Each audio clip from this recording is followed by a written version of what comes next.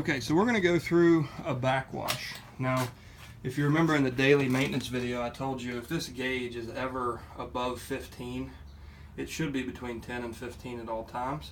If it gets above 15, that usually means that there's pressure either coming from here or that the filter has got too much gunk in it and it's actually plugged up.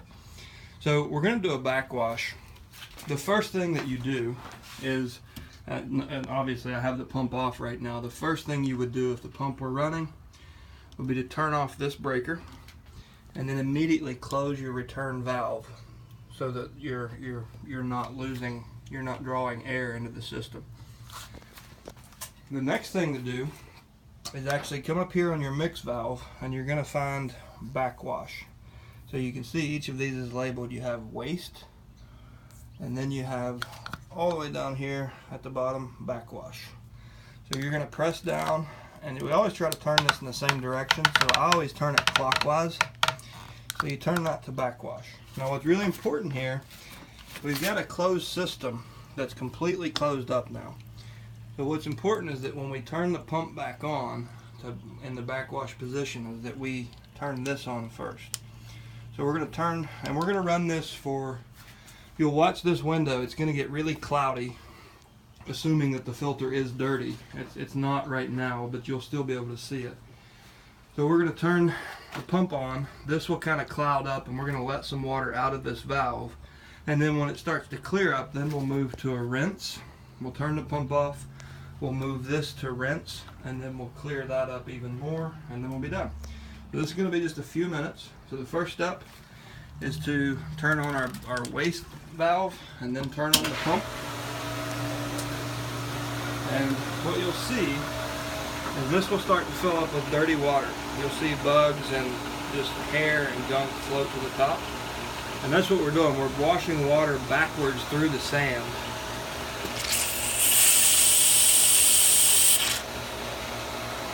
And you can see how dirty this water is compared to what was in there.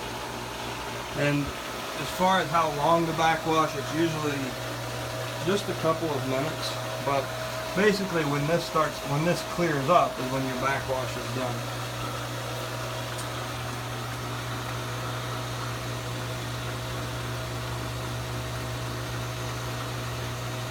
A good thing to do while you're waiting for the backwash is to check the refrigerator and make sure there's plenty of beer. As you see, we do have soda water and lots of that, but we're down to one beer. So the right thing to do for now, because it's the middle of a work day, is to get a soda water. But make sure you go to Kroger and get more beer so the fridge is full, because an empty full fridge is nobody's friend. So you can see that the filter was dirtier than I expected. So it's a good thing that we're doing this. But the water is, even though you still see things swirling around, you can notice how much clearer it is. You can actually see that rubber hose in there. So we'll give it just a little bit more. Enjoy our frosty seltzer water.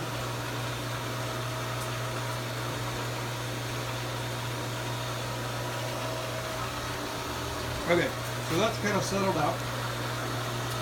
What we're going to do now is rinse the system. So in order to move the position of the valve, we have to take the pressure off of the system by turning the pump off. So we're going to go from backwash to rinse. So we suspended all that gunk up in here. Now we're going to rinse it out of the system. So we're going to turn this back on. And what you'll see now is the bugs and the things that are remaining in this clean water will flush themselves out. I'm going to help here just a little bit.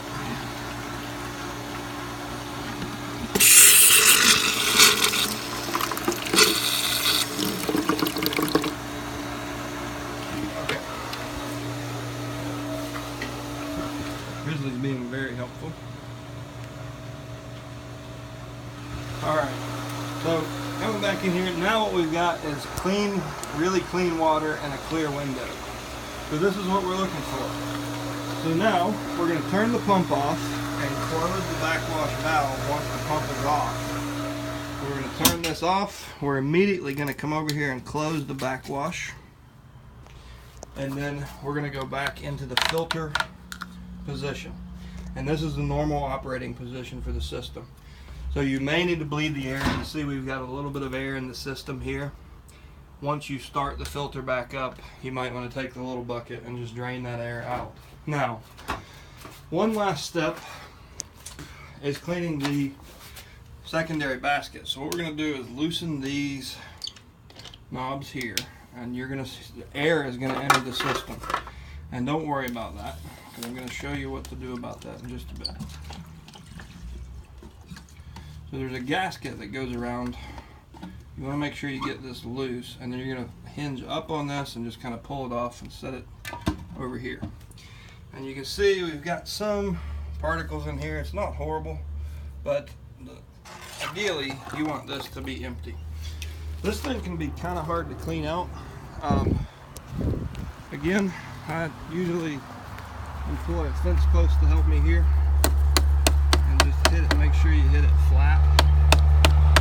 Because of the way this thing's made, it's kind of hard to get it out otherwise. So I just hit the fence post, and that's pretty good.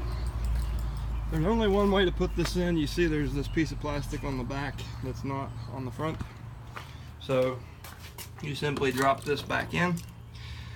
Now, the water level has stayed pretty high. We're within about 1.5 inches of the top, but it doesn't always. So what you may have to do, and the valve is broke on this, so I use the redneck method of just bending it over and then turn your water on. We can't start the system with air in it, so what we need to do is get this all the way up to the top. So we're just going to fill this up with water so it gets to the top.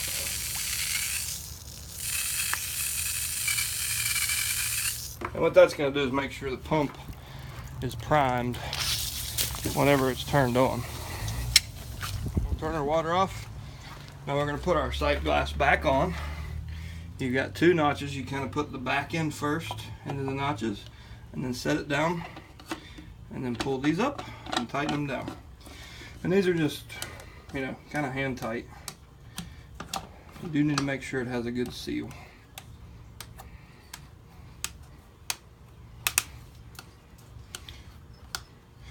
And now we've got our pump and filter position. Now we need to make sure that our return valve is actually open, so the water from the filter is going back into the pool, and then our backwash is closed. And then we're just going to kick it on. And you'll see here, it pulled all that water through it first, so now it's re-priming itself. As long as there's water coming through this line, you're okay. If it's not coming through and the pump isn't priming like this, and this is empty, and there's no pressure here, if that happens for very long, it can burn the pump up. But you can see how this starts to clear up as it draws prime. So now, this is pretty clear, so that tells you you're drawing water out of the pool just fine. But up here we've got a problem because we've got air in the system. So we're going to take our bucket, put it over here, crack the petcock.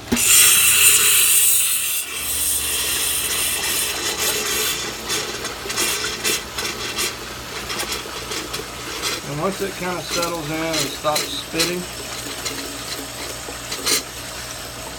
and you've pretty much gotten what you can get out of it. So back clockwise, and this is clean water, so I'm just going to put it back into the pool. And that's it. You have completely backwashed, rinsed, and restarted the system, so you should be good to go.